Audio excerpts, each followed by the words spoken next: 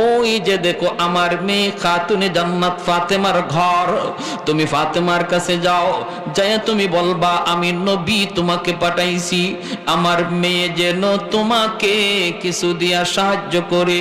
ফকির বলতেছে নবী গো, আপনি যে আপনার মেয়ের বাড়িতে আমাকে পাঠাইতেছেন এর একটা দলিল দেন, প্রমাণ দেন, প্রমাণ।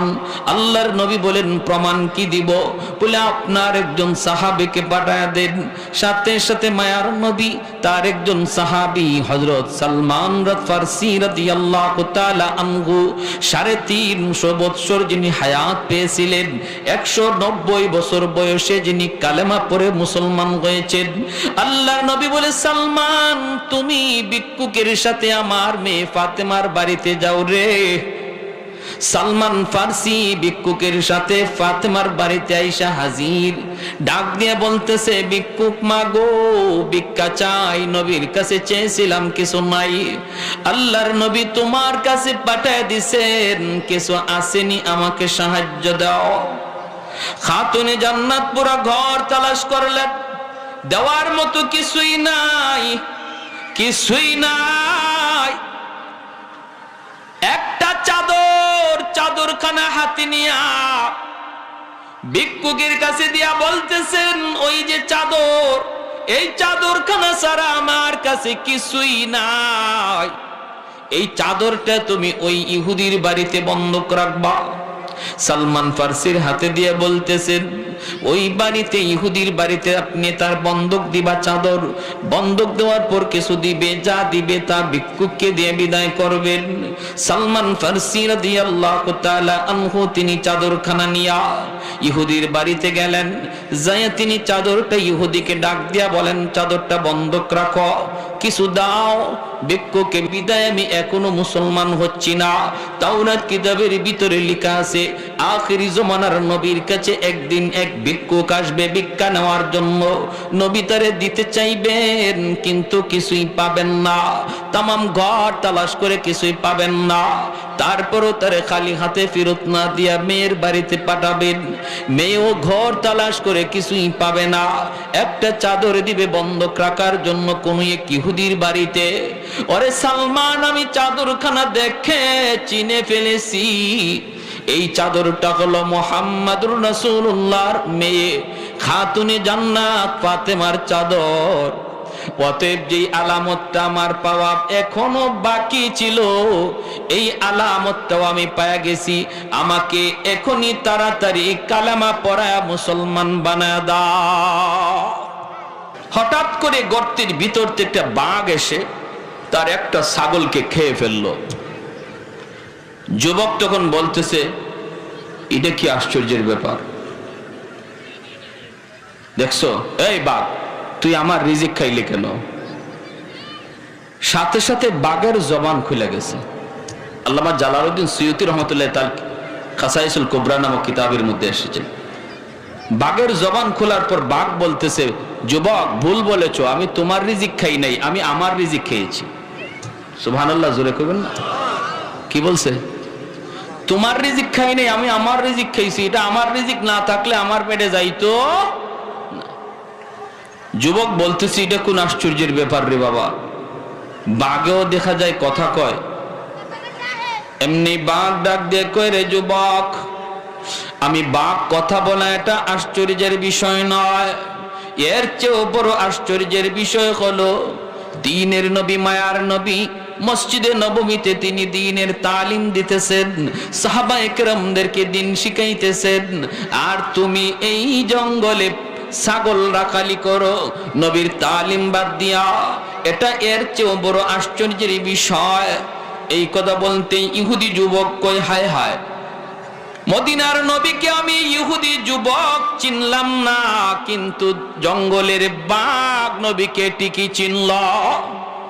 যুবক তখন কইরে বাঘ আমি এখনই আল্লাহর নবীর কাছে যা কালেমা পড়ে মুসলমান হয়ে যাব, কিন্তু আমার উটগুলি আমার ওই ছাগলগুলি রাখালি করব কে? ছাগলগুলি রাখালি করব কে?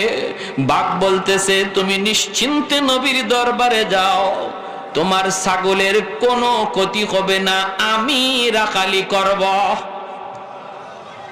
কে রাখালি করব? ছাগলের রাখালি করবে বাঘ। যুবক কয় আর বুঝি আমি তোমার কথা বিশ্বাস করলাম না, কেমনে করি? আগে একটা ছাগল খাইছো, আমি বললাম আমার রিজিক কেন খাইছো, তুমি কও তোমার রিজিক খাইছো। এখন ছাগলগুলি যদি তোমার কাছে আমি দিয়ে যাই, আসার পরে দেখবো একটাও নাই। আমি যদি বলি কেন খাইছো, তুমি বলবা তুমি তোমার রিজিক খাইছো, ঠিক না? বাঘ কইরে যুবক একটু মুখ সামলায় কথা কও। তোমরা মানুষ জাতি ওয়াদা ভাঙতে পারো, কিন্তু আমরা হাইওয়ান হলো ওয়াদা ভাঙ্গি না। কথা যখন যারে দেই কথা ঠিক রাখি। তোমরা মেম্বার হওয়ার আগে ওয়াদা দিয়া ওয়াদা ভাঙতে পারো, চেয়ারম্যান হওয়ার আগে ওয়াদা দিয়া ওয়াদা ভাঙতে পারো, এমপি হওয়ার আগে ওয়াদা দিয়া ওয়াদা ভাঙতে পারো। কিন্তু হাইওয়ান সে যদি ওয়াদা দেয় বলে ওয়াদা ভাঙবো না, মানুষ ওয়াদা ভাঙ্গেনি না ভাঙ্গে না? হ্যাঁ, ভাঙ্গেনি না ভাঙ্গে না? চেয়ারম্যান মেম্বার হওয়ার পরে সব দিবে, চেয়ারম্যান হওয়ার পরে দেখা যায় খাইতে খাইতে টয়লেটও খাই না। ময়মনসিংহ এলাকায় এক লোকে, হুজুর কি কোন আপনি, গম আর টিন আমাদের চেয়ারম্যানের টয়লেট খেয়ে ফেলাইছে। এটা কেমনে? কয় টয়লেটের লাগে টাকা আইছিল, এই টাকাটা খেয়ে ফেলাইছে। গমের টাকা খাইলে যদি গম খাওয়া হয়, টিনের টাকা খাইলে যদি টিন খাওয়া হয়, তো টয়লেটের লাগি যে টাকা আইছিল এটা খাইলে তো টয়লেটই খাইলো, ঠিক না? এর কথা তো যুক্তি আছে, ঠিক কিনা? তো না, কিন্তু ওয়াদা বহুত বড় এক মহৎ গুণ। ওই যুবক বলতেছে তুমি কি আমার সাথে সত্যি ওয়াদা করো? আমি আপনাদের এলাকার কথা বলছি না, সব চেয়ারম্যান মেম্বার যদি একরকম হয় তাহলে দেশ চলবে কেমনে, ঠিক না ভাই? ভালো চেয়ারম্যান মেম্বার আসেনি না নাই? যারা মানুষের আমানতকে আমানত মনে করে, খেয়ানত করে না, এটা আছে। সব জায়গায় ভালো আছে, মন্দ আছে। যে কথা বলতেছিলাম, যুবক বলে তাহলে ঠিক আছে, আমি তোমার উপরে, তোমার কথার উপরে ভরসা করলাম, ছাগলগুলি আমি তোমার কাছে আমানত রেখে আমি নবীর দরবারে যাইতেছি। যেই মাত্র যুবক আল্লাহর নবীর দরবারে রওনা দেয়, সাথে সাথে আল্লাহ জিব্রাইল আমিনকে নবীজির কাছে পাঠায়া বলতেছে, জিব্রাইল তাড়াতাড়ি আমার বন্ধুকে যায় বলো, আমার বন্ধু যেন মসজিদ থেকে বের হয়। একটা ইহুদি যুবক নবীর কাছে আসতেছে কালেমা পড়ার জন্য, যাকে নবীর দরবারের খবর দুনিয়ার কোনো মানুষ দেয় নাই, দিয়েছে জঙ্গলের একটা বাঘ। ওই যুবককে স্বাগতম জানানোর জন্য আমার বন্ধুকে বলো সেজন্য মসজিদ থেকে সাহাবীদের লইয়া বের হয়ে যায়। সূরা কন্যা, সুবহানাল্লাহ। তাহলে আমার নবীর দরবারের খবরটা তখন দিয়েছিল কোনো মানুষ না বাঘ? জোরে বলেন। আমার ভাইরা, বন্ধুরা, যুবক ওই ইহুদি যুবক যেই মাত্র মসজিদে নববীর সামনে আইসা হাজির, দূর থেকে তাকায় দেখে মসজিদে নববীর বাইরে মায়ার নবী সাহাবায়ে কেরামদেরকে নিয়ে তিনি দাঁড়ায় আছেন। আল্লাহর নবী মাঝখানে দাঁড়ানো, ডান দিকে সাহাবী, বাম দিকে সাহাবী। ওই যুবক অবাক হয়ে তাকায় সবগুলি দৃশ্য দেখতেছে আর আগাইতেছে। নবীজির কাছাকাছি আসা মাত্রই যুবক দেখলো নবীর মুখে মুচকি হাসি। যুবক মনে মনে কয়, হায়, আমি যে নবীর দরবারে আসলাম এই খবর নবীকে জানাইলো কে? সুবহানাল্লাহ। আল্লাহর নবী, রহমতের নবীর দরবারে আইসা হাজির। মায়ার নবী দাঁড়ায় আছেন। কাছে আসা মাত্রই নবী বলতেছেন, রে যুবক, আমি তোমার জন্যই মসজিদে নববীর বাহিরে দাঁড়ায় আছি। যুবক তখন বলতেছে, নবী গো, আমি যে আপনার দরবারে আসতেছি এই খবর আমি ছাড়া আর বাঘ ছাড়া কেউ জানে না। ওগো আল্লাহর নবী, ওগো দ্বীনের নবী, মায়ার নবী, আমি যে আপনার দরবারে আসতেছি এই খবর আমি ছাড়া আর বাঘ ছাড়া কেউ জানে না, কেউ জানে না। তাহলে আমার আসার খবর আপনাকে কে দিল? আল্লাহর নবী বলতেছেন, রে জিবরাইল, তোমাকে যে আমার দরবারের খবর দিয়েছে বাঘ, এই খবর আল্লাহ আমাকে দিয়েছে জিবরাইল মারফতে। আল্লাহু আকবার। যুবক বলতেছে, নবী গো, আমি আর দেরি করতে চাই না, এখনই আমাকে তাড়াতাড়ি কালেমা পড়া মুসলমান বানায় দেন। এজন্য বাইরা তাফসীরের কিতাবের ভিতরে লিখেন, রে যুবক, তুমি কেন আমার নবীর জন্য পাগল হবে না? নবীর রংকে নিজের রং কেন বানাবা না? যদি তুমি পৃথিবীর কাউকে বড় তালাশ করো যে এমন একজন মহামানব যার অনুসরণ আমি করব, পৃথিবীর শ্রেষ্ঠ মহামানব ছিলেন আমার আপনার নবী, যার বরত্বের কথা শুধু মানুষ নয়, হায়ওয়ানাত পর্যন্ত স্বীকার করেছে। যেরকম সুবহানাল্লাহ। कौनैन मुख्तार खुदा तुमको बनाया, उम्मत का निगाहबान खुदा तुमको बनाया, उम्मत का निगाहबान खुदा तुमको बनाया, मौला मेरा आका मेरा रहमत की नबी है, ताजदार मदीना गे तुम्हारे अरबी गे, ताजदार मदीना गे तुम्हारे अरबी गे, अशजार ने देते हैं नबूवत के शहादात, तशकीक कमर में के तो अंगुल की इशारात, तशकीक कमर में तो अंगुल की इशारात। একটু জোরে সুরে বলি আল্লাহু আকবার। মুসলমানের আওয়াজে সবাই বলি আল্লাহু আকবার। আল্লাহর নবী রহমতের নবী তখন এই আয়াত শোনায় জানায় দিলেন, আল্লাহ বলে দিলেন, রে সাওবান, শুধু তুমি একা নয়, উম্মতের ভিতরে যে কোনো উম্মত কিয়ামত পর্যন্ত আমার যত উম্মত দুনিয়ায় আসবে, যেই আমি নবীর সাথে জান্নাতে থাকতে চায়, তার একটাই সবক, একটাই পথ, সে যেন সব রং ছেড়ে দিয়া আমির নবীর রং ধরে, সে যেন সব মত ছেড়ে দিয়ে আমি নবীর মতকে মত বানায়, সব আদর্শ ভুলে গিয়ে আমি নবীর আদর্শকে আদর্শ বানায়। কিয়ামতের আগেও যদি সে দুনিয়ায় আসে, আল্লাহ পাক তাকেও মৌতের পর আমি নবীর সাথে জান্নাতে থাকার সুযোগ দিবে। তাহলে আমরা যারা নবীর সাথে জান্নাতে থাকার ইরাদা করেছি, আমাদেরও সুযোগ আসেনি না নাই? আর একটু জোরে আসেনি না নাই? তাহলে কি করা লাগবে? চেহারা নবীর নমুনায় বানাইতে হবে, চুলটা নবীর নমুনায় কাটতে হবে, পোশাকটা নবীর নমুনায় চাই, আদর্শটা নবীর নমুনায় চাই, খাওয়াটা নবীর নমুনায় চাই, ঘুমটা নবীর নমুনায় চাই, বিবাহ শাদীর অনুষ্ঠান নবীর নমুনায় চাই, ঠিক না? আজকে মুসলমানের চুলের কাটিং এর দিকে যদি তাকাই, বড় কষ্ট লাগে রে যুবক, কষ্ট লাগে যুবকের চুলের দিকে তাকাইলে বোঝা যায় না নবীর উম্মত না, নবীর উম্মত না, বোঝা যায় না। আজকে তোমার দিকে তাকাইলে খ্রিস্টানদের কথা ইয়াদ হয়, ইহুদ নাসারার নমুনার কথা ইয়াদ হয়, অথচ তোমার নমুনার দিকে তাকাইলে মদিনাওয়ালার কথা ইয়াদ হওয়ার কথা। বাইরে যত রং আমরা বদলাই, ইহুদিরা কিন্তু খুশি না। আমরা ওদেরকে খুশি করার জন্য চেহারার সুরত বদলাইছি, ওদেরকে খুশি করার জন্য পোশাকের ধরন বদলাইছি, ওদেরকে খুশি করার জন্য আমরা বিবাহের নমুনা বদলাইছি, এরপরও কিন্তু ইহুদিরা আমাদের উপরে খুশি না। আস্তে কেন জোরে বলেন? এরপরও কিন্তু নাসারারা আমাদের উপরে খুশি না, আর খুশি হবেও না, কখনো খুশি হবে না। মুসলমান যতই তুমি রং ধরো ওদের, ওরা কিন্তু কখনো তোমার উপর খুশি হবে না, কারণ তোমার দিলের ভিতরে দৌলতে ইমান, ইমানের কারণে দুশ্মন কখনো মুসলমানকে আপন ভাবে না। ইমান এত বড় এক দৌলত, এত বড় এক পাওয়ার, এই ইমান যার কাছে আছে, ইমানদার যদি সুরত বদলায় তবু ইহুদিরা তাকে আপন ভাববে না। প্যারে হাজিরিন, এজন্য যদি আপনই না ভাবলো, ওদেরকে যখন খুশি করতে পারলাম না, তাহলে আমি কেন আমার রং বদলাইলাম? আমি আমার মদিনাওয়ালার রং ধরে চলি, মদিনাওয়ালার আদর্শে চলি।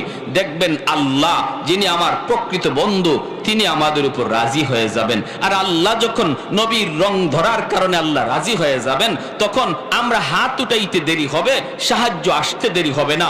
আমি আপনাদেরকে ছোট্ট একটা এক্সাম্পল দেই, শুনেন। দেখেন, দুজন বন্ধু বাংলাদেশে খুব ঘনিষ্ঠ বন্ধু, একজন আরেকজনকে ছাড়া কোথাও যায় না, একজন আরেকজনের ছাড়া কোথাও খায় না। এমন দুই বন্ধুর ভিতরে একজন বন্ধু বিদেশ চলে গেল, সৌদি আরব চলে গেল। ওখানে যাওয়ার পর দুনো বন্ধু শুধু ফোনে আলাপ করে, কিন্তু পাশে যাওয়ার তো আর সুযোগ নেই। দুজনের মনের মধ্যে বড় কষ্ট, বিশেষ করে যে বিদেশ গেছে তার খুব বেশি বেশি মনে পড়তেছে দেশের বন্ধুর কথা। হায় রে, আমার বন্ধুরে ছেড়ে চলে আসলাম।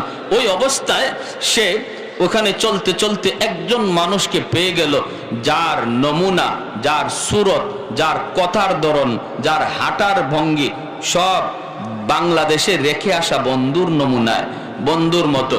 তখন সে কি করলো, তার কাছে বিল্লা তার সাথে কথা বইলা বলতেছে, দোস্ত তুমি আমার দোস্ত না, কিন্তু বাংলাদেশে আমার একজন দোস্ত রেখে এসেছি, অবিকল তোমার মতো, এজন্য তোমারে দেখা আমার দোষ ডাকতে মন চায়, তোমার সাথে আমার বন্ধুত্ব করতে মন চায়, তোমারে দেখলে আমার বন্ধুর কথা ইয়াদ হয়। এই যে দেখেন, সে তার বন্ধুর নমুনা পাইছে, বন্ধুর ধরন পাইছে, এজন্য সে আপন বন্ধু না, কিন্তু বন্ধুর নমুনা ধরায় তারে বন্ধু বানায় নিছে, সাধারণ বন্ধু বানায় নিছে, ঘনিষ্ঠ বন্ধু বাংলাদেশে রয়ে গেছে। আল্লাহ বলেন, দুনিয়ার মানুষ, আমি আল্লাহর ঘনিষ্ঠ বন্ধু হলো মুহাম্মাদুর রাসূলুল্লাহ। এই মুহাম্মাদুর রাসূলুল্লাহ সাল্লাল্লাহু আলাইহি ওয়াসাল্লামের নমুনায় তোমাদের যতজনকে আমি আল্লাহ পাবো, আমার ঘনিষ্ঠ বন্ধুর নমুনা ধরার কারণে আমি আল্লাহ তোমাদেরকে সাধারণ বন্ধু বানায় নিব। আল্লাহ তখন সাধারণ বন্ধুর তালিকায় আমাদের নাম লিখে দিবে, যার মধ্যে নবীর রং যত বেশি পাওয়া যাবে, যার মধ্যে নবীর আদর্শ যত বেশি পাওয়া যাবে, যার মধ্যে আমার নবীর সুন্নত যত বেশি পাওয়া যাবে, সে আল্লাহর তত কাছের বন্ধু হয়ে যাবে। আর কোনো ভিন্ন লাইন নাই, ভিন্ন কোনো পথ নাই। বাজারে মাজারে জটাশা ল্যাংটাশা অমুক দরগা তমুক দরগায় গিয়া আল্লাহ পাওয়া যাবে না।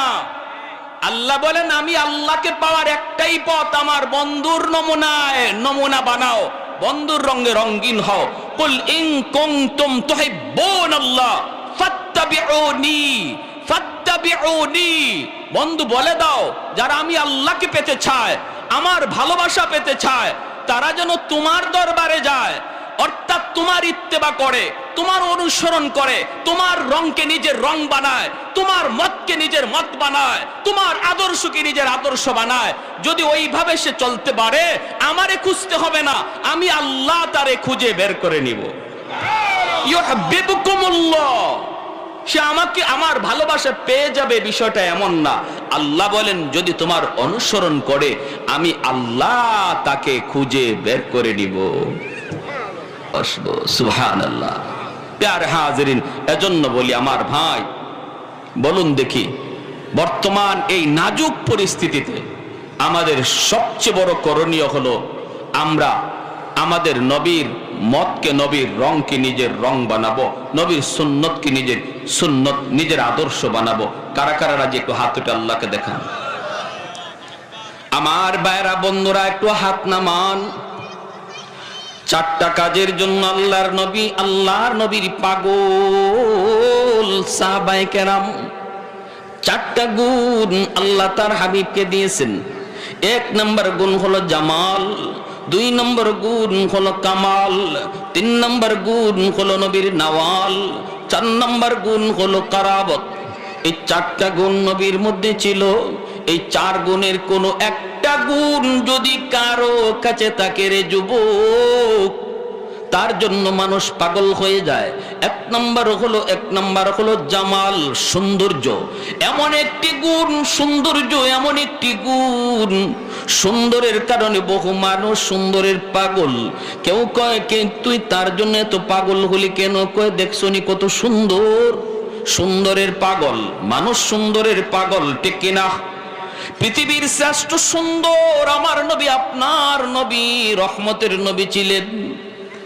ইউসুফ আলাইহিস সালামের সৌন্দর্য ছিল শুভ্র, আর আমার আপনার নবীর সৌন্দর্য ছিল লাবণ্যময়ী। নবী বলেন, আখি ইউসুফ সবিহুন ওয়া আনা মালিহুন, আমার ভাই ইউসুফ তিনি ছিলেন শুভ্র আর আমি হলাম লাবণ্যময়ী। এজন্যই নবীর সুন্দর চেহারার দিকে তাকাইয়া বহু বেঈমান কালেমা পড়ে মুসলমান হয়েছে। শুধু নবীর সৌন্দর্য দেইখা বহু বেঈমান কালেমা পড়ে মুসলমান হয়েছে। কেন সুন্দর, কেন এত সুন্দর? হযরত হাসান রাদিয়াল্লাহু তাআলা আনহু তিনি তার কবিতার ভিতরে বলেন, ওগো নবীজি, আপনার চেহারার দিকে তাকাইলে মনে হয় এত সুন্দর চেহারা পৃথিবীতে আল্লাহ কাউকে দেয় নাই। আপনার চেহারার দিকে তাকাইলে মনে হয় কোন মা এত সুন্দর সন্তান জন্ম দেয় নাই। খুলিকতা মুবাররাআম মিন কুল্লি আইবিন কাআন্নাকা খুলিকতা কামা তাশাউ। নবী গো, আপনার চেহারার দিকে যখন তাকাই তখন আমি আপনার চেহারায় কোনো খুঁত পাই না, কোনো ত্রুটি পাই না। যেন মনে হয় আল্লাহ আপনার মর্জি মতো আপনাকে বানাইছে। চোখ যখন বানায় যেন আল্লাহ আপনারে জিজ্ঞেস করেছে, বন্ধু আমার, আমি আল্লাহ তোমার চোখ বানাবো, কেমনে বানাইলে তুমি খুশি একটু বলো। ওগো নবী, আপনি যেইভাবে বলছেন যেন আল্লাহ ওইভাবেই আপনার চোখ বানায় দিছে। আপনার চেহারাটা বানাইবার আগে যেন আল্লাহ আপনাকে জিজ্ঞেস করেছে, বন্ধু চেহারা কেমনে বানাইলে তুমি খুশি একটু বলো। নবী গো, আপনি যেভাবে বলেছেন সেইভাবেই যেন আল্লাহ আপনার চেহারা বানায় দিছে। ভাইরা বন্ধুরা, জাবের রাদিয়াল্লাহু তাআলা আনহু কয়, পূর্ণিমার চাঁদ আকাশে আর নবী জমিনে, আমি আল্লাহর নবীর চেহারার দিকে একবার তাকাই, আকাশের পূর্ণিমার চাঁদের দিকে একবার তাকাই।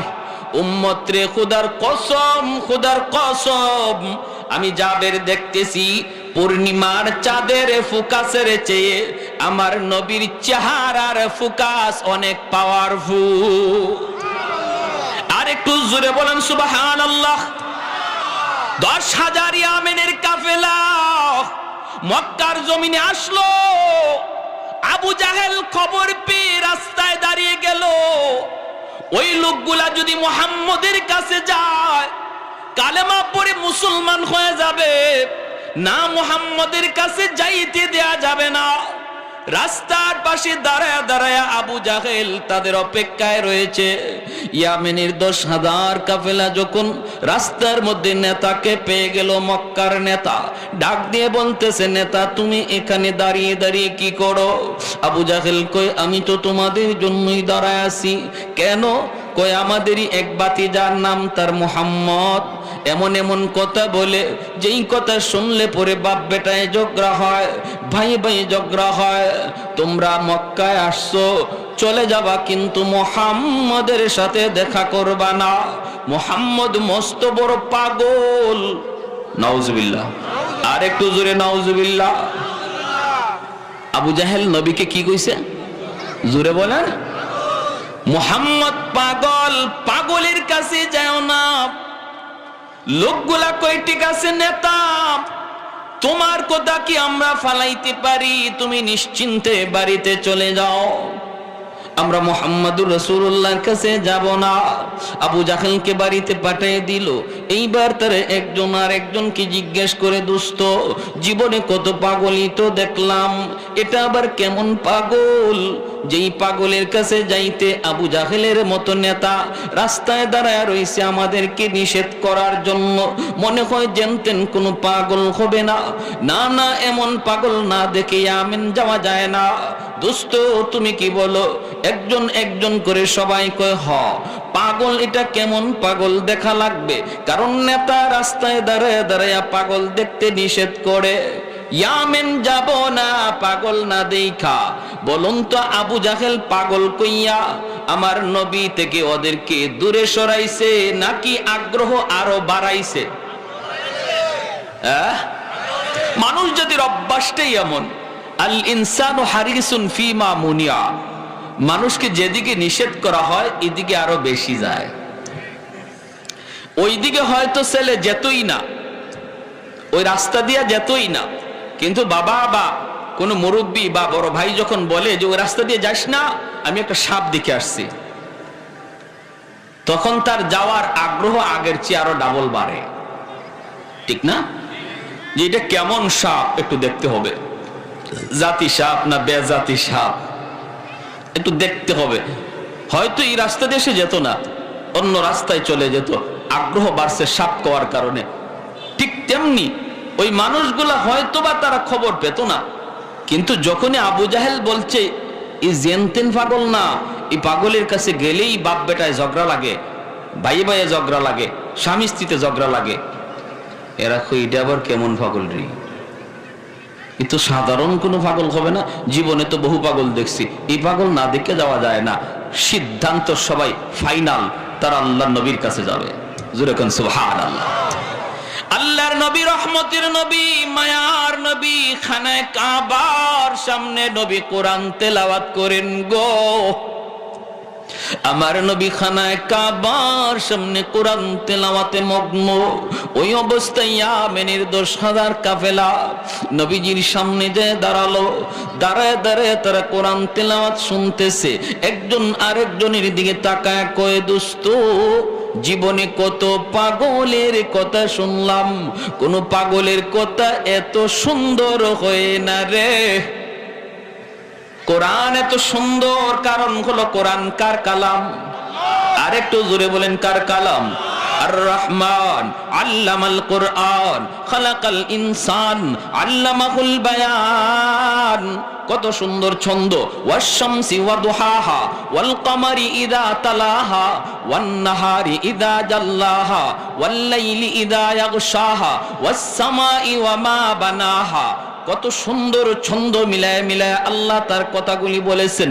ইয়ামেনের 10,000 কাফেলায় কয়, জীবনে কত পাগলের কথা শুনলাম, কোন পাগলের কথা এত সুন্দর হয় না।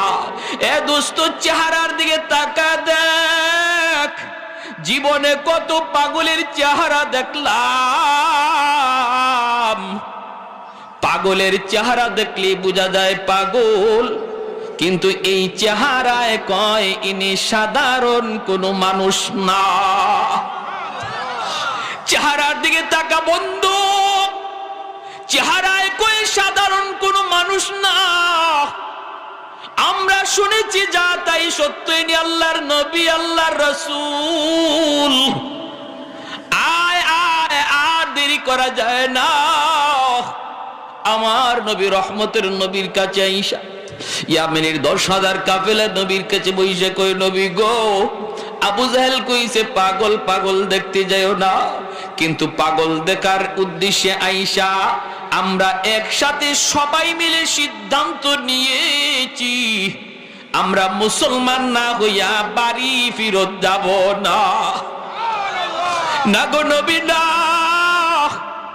জীবনে পাগলের কথা কত শুনলাম, এত সুন্দর কোন পাগল কথা কয় না।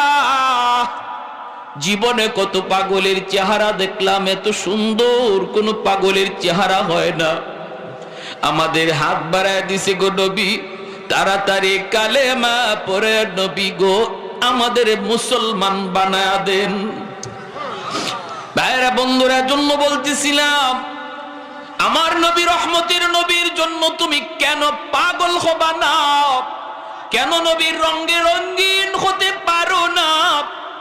পৃথিবীর শ্রেষ্ঠ সুন্দর ছিলেন আমার নবী, কার মতো চুলের কাটিং বানাও। এ যুবক, কার মতো নিজের চেহারার সুরত তুমি বানাও। কারণ আল্লাহ পাক রব্বুল আলামিন কয়, এরে জিব্রাইল, ওই যে দেখো আমার বন্ধুর সুন্দরের প্রশংসা চলছে। আম্মাদান বাইরা বন্ধুরা, নবীর দুধ মা হালিমা সাদিয়া রাদিয়াল্লাহু তাআলা আনহা আল্লাহর নবীর মা আমেনার ঘরে যেয়ে ঢুকলেন। ঢুইকা বলতেছেন, আমেনা গো, এতিম সন্তান জানার পরও আমি নিব, তবুও শুধু এক নজর আমাকে তোমার সন্তান দেখাও। আমেনা মায়ার নবীর এক নজর দেখাইলেন। নবীর দুধ মা হালিমা সাদিয়া নবীর চেহারাটা মুবারক দেখার পরই বলতেছেন, ওগো আমেনা, আমি হালিমা জীবনে কত সন্তান দেখেছি, ও গো আমেনা, খোদার কসম, তোমার মানিক মুহাম্মদের মতো এত সুন্দর কোন মানিক আমি হালিমা জীবনে দেখি নাই। আমেনা বলতেছেন, তুমি কেমনে দেখবা? তুমি তো গ্রামে থাকো, আমি শহরে থাকি মক্কায়। খানায় কাবা তওয়াফ করার জন্য পৃথিবীর দেশ দেশান্তর থেকে কত ফ্যামিলি, কত পরিবার, কত শিশু বাচ্চাগুলি নিয়ে বাপ মা আসে।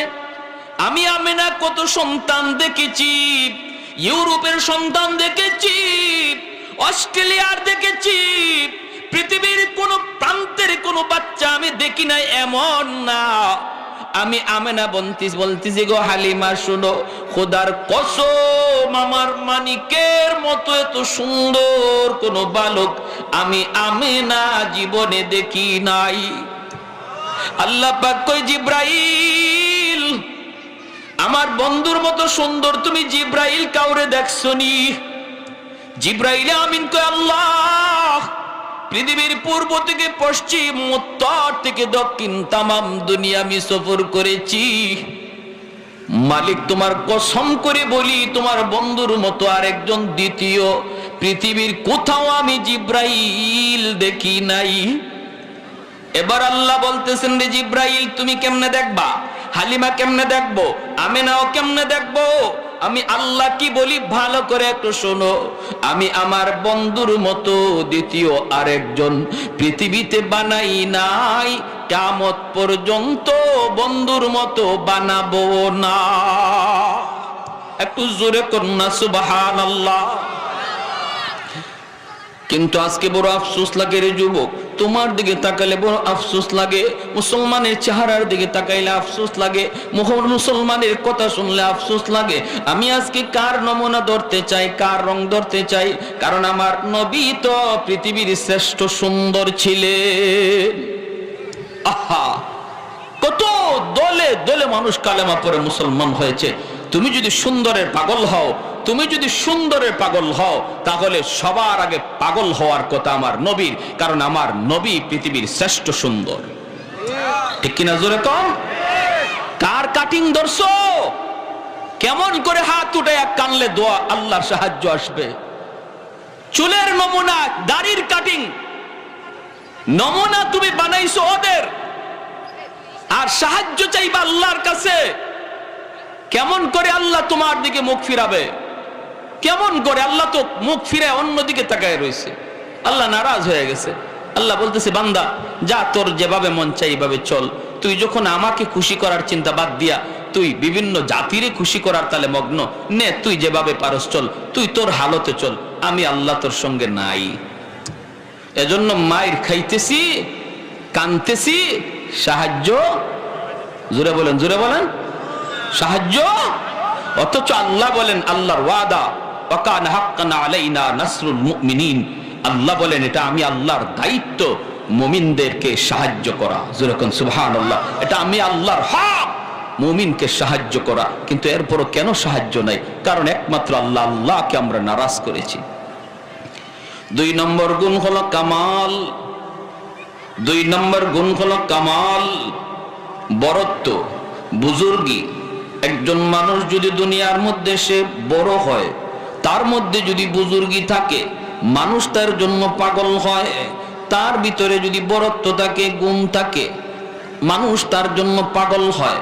চেয়ারম্যানের পিছনে যেই পরিমাণ মানুষ, এমপির পিছনে এর চেয়ে বেশি মানুষ, মন্ত্রীর পিছনে এর চেয়েও বেশি মানুষ। ঠিক কিনা? যে যত বড় হয় তার পিছনে তত মানুষ, ভক্ত তার তত। আমার নবী রহমতের নবী কত বড়! দুনিয়ার মানুষ শুধু নবীকে চিনতো এমন নয়, পশু পাখিরা পর্যন্ত আমার নবীকে চিনতো। ঠিক না? ঠিক না?